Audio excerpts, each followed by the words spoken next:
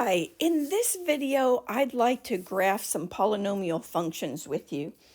I am going to assume that you have watched two videos that I've created that are related to this. They are writing equations of polynomial functions and graphing polynomial functions. And with that, let's just jump in and practice graphing a few polynomial functions. The first one we'll do is this one. Sketch the graph of y equals negative 2 times x plus 5 times x minus 3 times x plus 1 cubed. Let's first consider what the degree of this polynomial function is. If you were to multiply it out, the leading term would be negative 2 times x times x times x to the third. That means it would be y equals negative 2x to the fifth plus some other terms. So we're talking about a fifth degree polynomial with a leading coefficient that's negative. And what we know that means is that the graph, generically speaking, will look something like this, or could look something like this, right? With potentially 4 turning points, but we don't know. There could be fewer.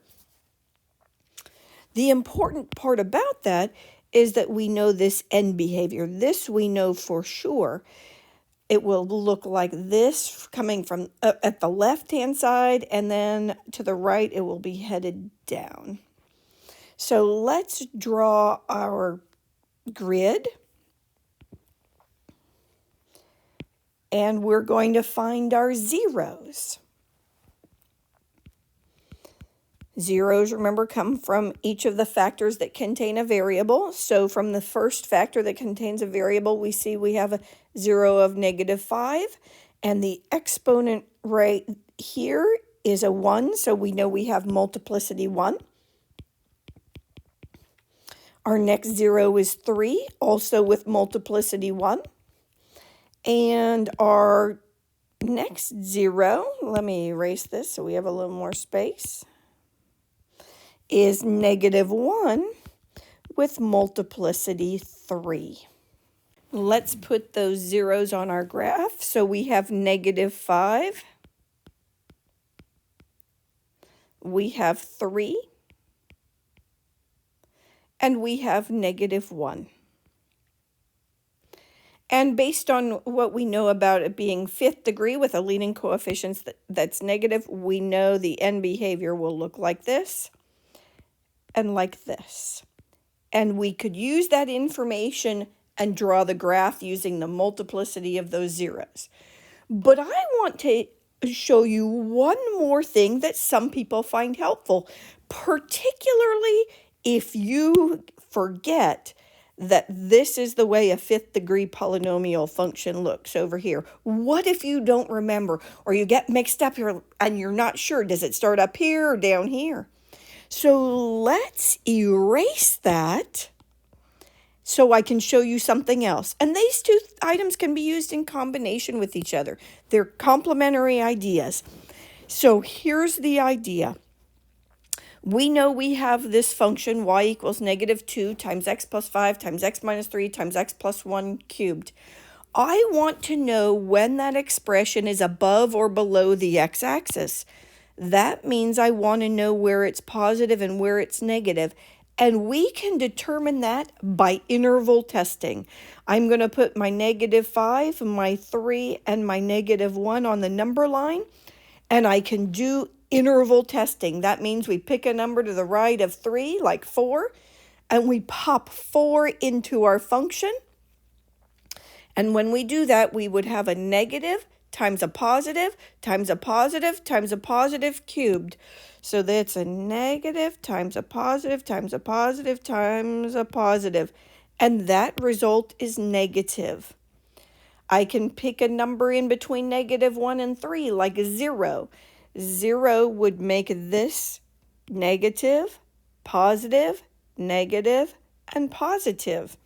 So if we multiply that together, negative times a positive times a negative times a positive, the result would be positive. Similarly, you can interval test and determine that this interval would result in a negative value, or all of the values in that interval would result in a negative y value, and pick a number to the left of -5, and you will find all of those numbers give you a result that is positive. So let's just write this on our graph over here. We have a plus here, a minus here, a plus here, and a minus here. So if I use that information, I know the graph is going to be above the x-axis to the left of -5, and it's going to cross in a linear fashion at -5 because the multiplicity is 1. I know it goes down a ways, and I don't know how far, but it's going to turn at some point and come back up. And notice our multiplicity at -1 is 3. Recall that means it will go through like a third-degree polynomial. That means it's going to flatten out as it crosses through. So we're going to come up and flatten out there. And notice now it's above the x-axis. I have a plus here, just as we expect, because we're crossing through the x-axis. And it's going to go up.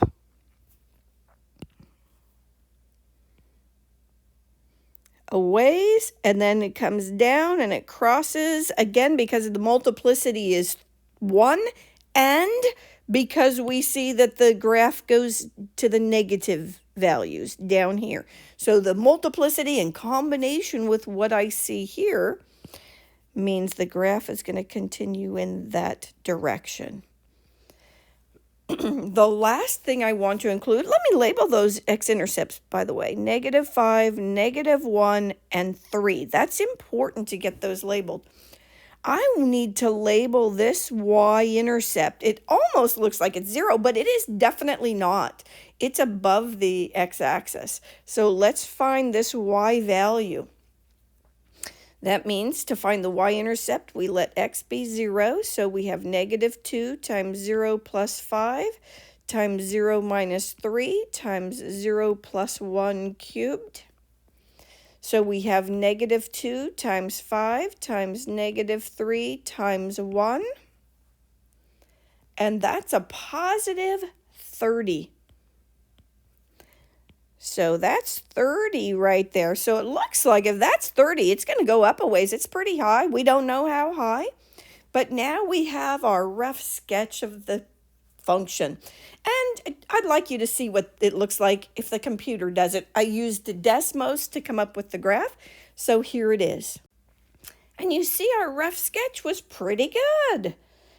The intercepts are correct. The way they go through the x-intercepts is correct, and you'll notice that we can see that it does go pretty high over here. This is this 500 up here. It looks like it gets to just below 400. Let's do another one. This one will be to sketch the graph of f of x equals x minus 4 squared times x minus 1 times x plus 3. I hope you can see that it's a 4th degree polynomial function. But suppose, again, you forgot what a 4th degree polynomial function looks like, but you do remember how to do interval testing. Let's do that right now and figure out where this function is positive and where it's negative. We know that the zeros are 4, 1, and -3. Let me put those on my number line. 4, 1, and -3. And then we can do our interval testing. We pick a number to the right of 4, like 5. 5 gives you a positive, multiplied by a positive times a positive. And again, I'm just substituting 5 into each of these factors, and that gives us a result that's positive. We pick a number in between 1 and 4, like 2. And 2 substituted in would give us a negative number, but it's squared, so that's a positive. 2 gives us a positive and another positive. So again, we have a positive times a positive times a positive, which with the result being positive. And again, you can continue, and you'll find that there will be a negative here and a positive here. Let's use that in a moment, but let's also write our multiplicity. We'll just put these pieces of information together.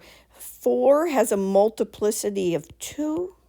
1 has a multiplicity of 1. And -3 has a multiplicity of 1 as well.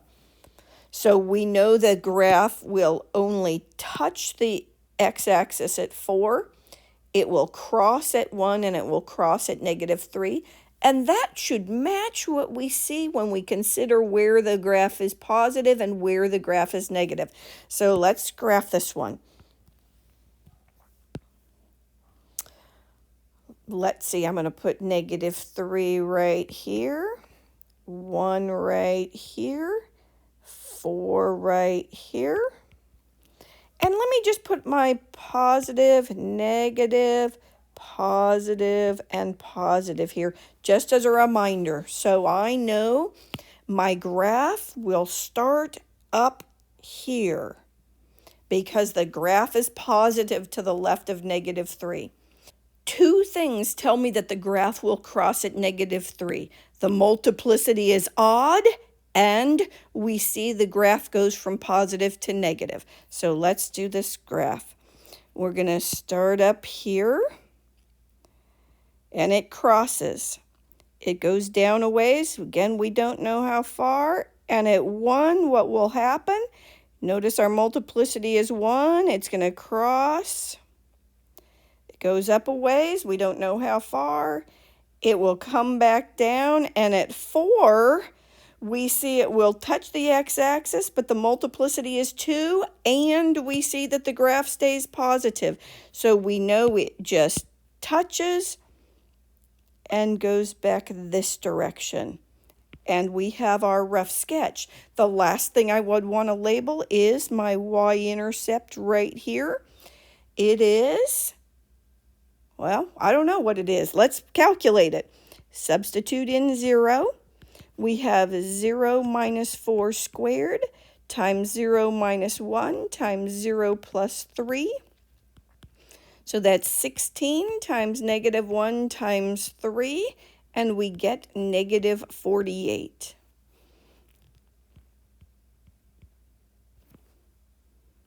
And this one's complete.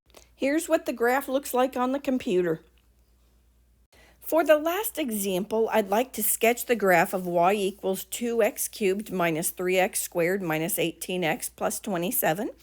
I hope you recognize it's a third-degree polynomial and you have a vision of what it might look like. But I'm going to again use interval testing to help us figure it out. But to begin, let's factor. This one wasn't presented in factored form, so we have some work to do. Notice there is no common factor, but there are 4 terms, so I'm going to factor by grouping. So I have y equals x squared times 2x minus 3. And my common factor in the next 2 terms, it looks like a 9. I'm going to choose to factor out a -9. So I get another 2x minus 3. So 2x minus 3 is our common factor. It gets written right here. Times x squared minus 9. We have the difference of 2 squares, so we factor further. We have 2x minus 3 times x plus 3 times x minus 3. So our zeros are 3/2. I wanted you to see an example where the 0 was not an integer. Nothing keeps it from being other kinds of numbers, so we have a rational number for the 0. And by the way, zeros can be irrational. They do have to be real, though. So, I misspoke. The zeros can be non-real, but they will only be x-intercepts if they're real. But that's a topic for another time. So the 0 will be 3/2, -3, and +3. And notice each of them have multiplicity 1. So if we do some interval testing, our critical values are at -3, +3, and 3/2. Remember, 3/2 is 1.5. So if we pick a number to the right of 3, we'll find that we would have a positive, right here. Put in a number to the right of 3, like 10. 10 would make this positive, and make this positive, and make this positive. So I'm going to put a positive here, and you can interval test in the other intervals, and you will find that this one goes back and forth between positive and negative, and that is also because we see that the exponents are all odd on our factors. So let's draw the graph. I'll make sure to label those zeros, which we also call x-intercepts. So 3 and -3. And I have an x-intercept at 3/2, or 1.5.